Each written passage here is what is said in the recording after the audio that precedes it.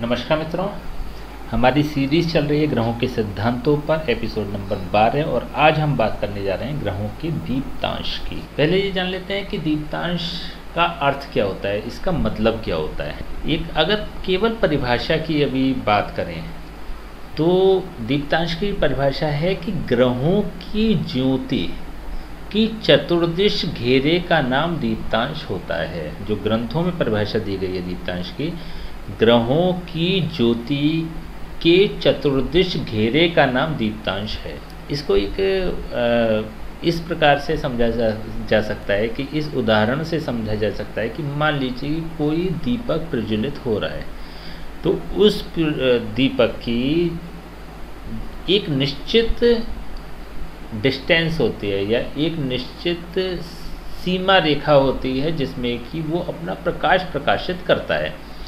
उसके बाद out of that area उसका प्रकाश भले ही पहुंच रहा हो लेकिन प्रभाव उतना अच्छा नहीं होगा। जैसे मान लीजिए एक जनरली अगर हम बात करें कि किसी आपको बैठाया जाए कि कैंडल लाइट में आपको पढ़ना है, तो कैंडल लाइट यूज़ करते समय आपके और उस कैंडल के बीच की दूरी एक आइडियल दूरी होनी चाहिए, एक निश्चित दूरी होनी चाहिए जिसमें कि आप रीडिंग कर सकें, जिसमें कि आप स्टडी कर सकें, जिसमें कि वो प्रज्वलित दीपक या जलती हुई कैंडल आपको लाभ पहुंचाने की स्थिति में हो, आप उसका यूटिलाइज कर पाएँ। ये क्या होता है, उस कैंडल का, उस दीपक का दीप्तांश होता है।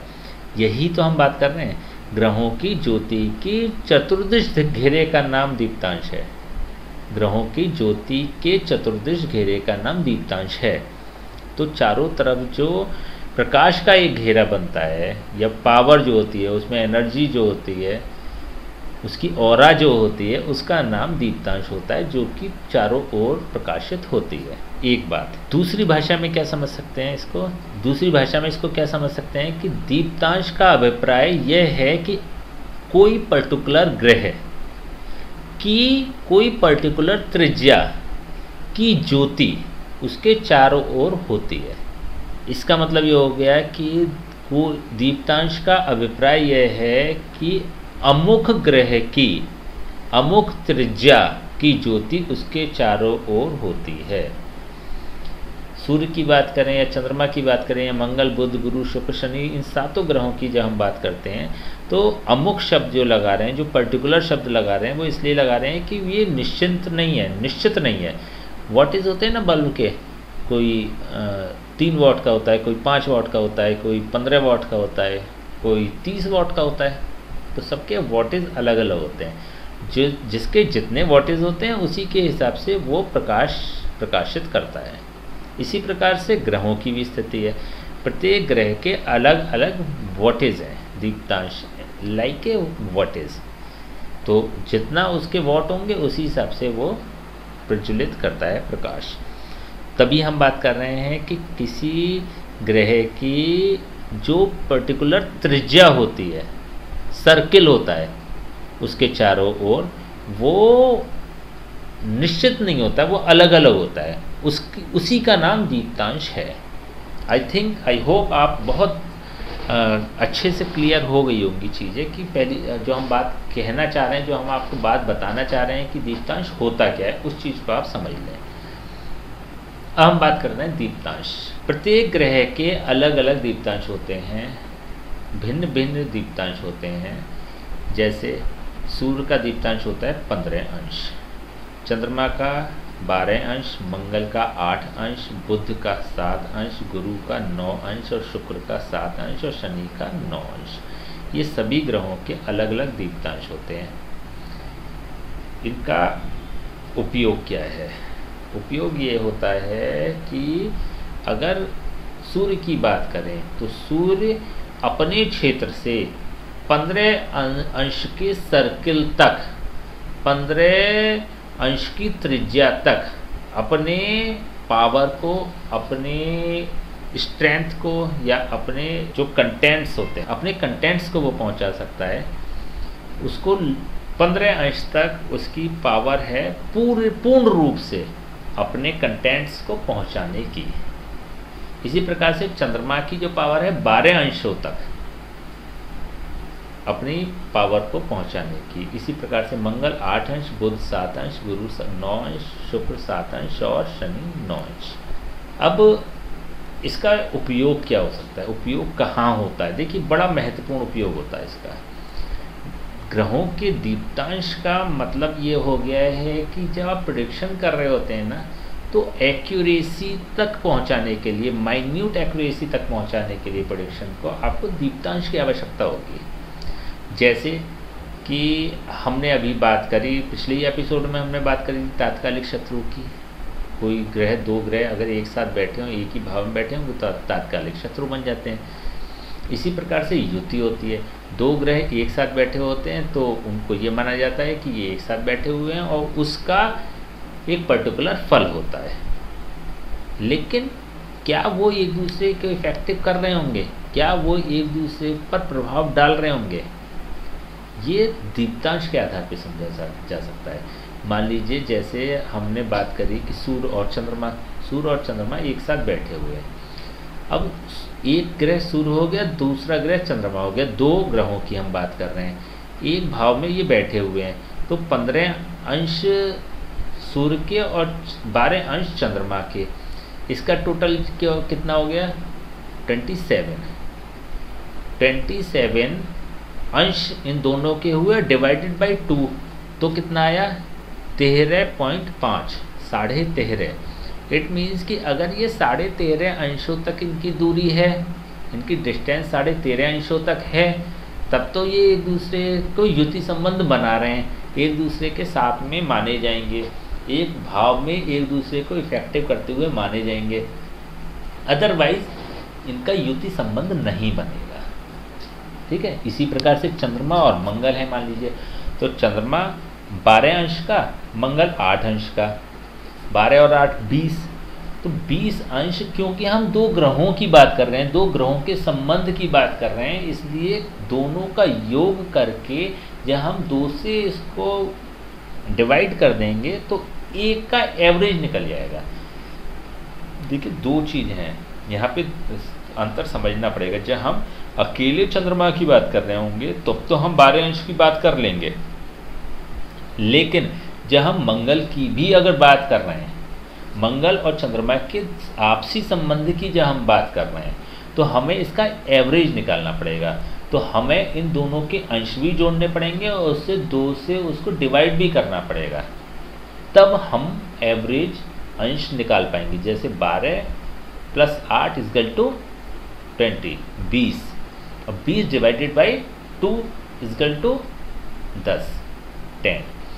तो ये 10 अंशों के बीच का अगर इसका अंतर है तो ये युति संबंध बनेगा, तब ये चंद्र और मंगल का संबंध फलीभूत होगा कुंडली में। क्या फल होगा? अच्छा होगा, खराब होगा, जो भी होगा, जब हम आगे बात करेंगे तो उसकी बात करेंगे। लेकिन अभी जो हम बात कर रहे हैं, हम दीप्तांशों का प्रयोग कहाँ हो सकता है, कितना उसका महत्व है कुंडली में, इसके बारे में समझ रहे हैं। दूसरी बात देखिए, दृष्टि संबंधी की अगर हम बात करें, कोई ग्रह किसी ग्रह पे दृष्टि डालता है तो इसका मतलब वो उसको प्रभावित करता है। दृष्टि भी हमने जो बताई थी, अलग अलग दृष्टि बताई थी, लेकिन एक हमने आपको बात क्लियर कर दी थी कि प्रत्येक ग्रह की 7वीं दृष्टि होती है। इट मीन्स कि वो अपने ठीक सामने बैठे हुए ग्रह को तो देखता ही है। अभी हम एक नेक्स्ट एपिसोड या नेक्स्ट टू नेक्स्ट एपिसोड में हम बात करेंगे दृष्टियों की, लेकिन अभी एक हम जनरल बात कर रहे हैं, जिसमें कि हम बात कर रहे हैं कि प्रत्येक ग्रह अपने से 7वें स्थान पर दृष्टि देता है, 7वें भाव को देखता है, या 7वें भाव में अगर कोई ग्रह बैठा है, ठीक सामने अगर कोई ग्रह बैठा है तो उसको भी देखता है। ये एक जनरल नियम हो गया। लेकिन अब यहाँ पे दीप्तांश का प्रयोग कैसे होगा वो समझते हैं। मान लीजिए सूर्य और चंद्रमा एक दूसरे से आमने सामने बैठे हुए हैं। सूर्य मान लीजिए किसी पर्टिकुलर भाव में बैठा हो, चलिए को हम कुंडली सी समझ लेते हैं। हम इस वाली कुंडली की बात करते हैं।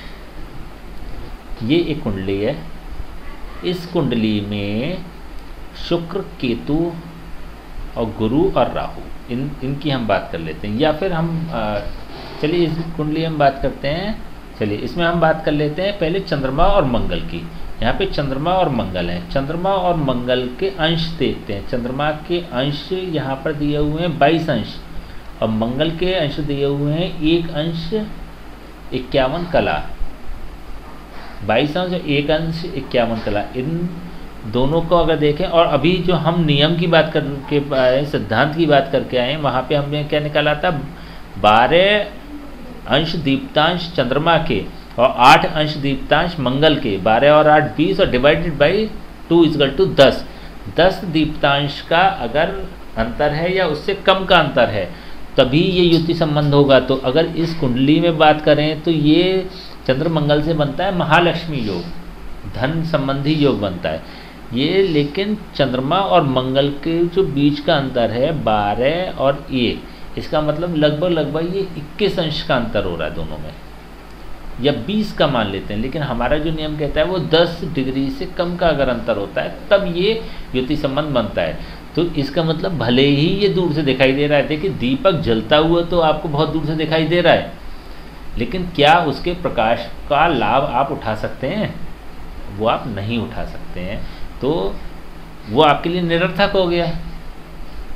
इसी प्रकार से हमने युति संबंध समझा। अब हम बात करते हैं अब हम बात करते हैं सूर्य की और बुध की।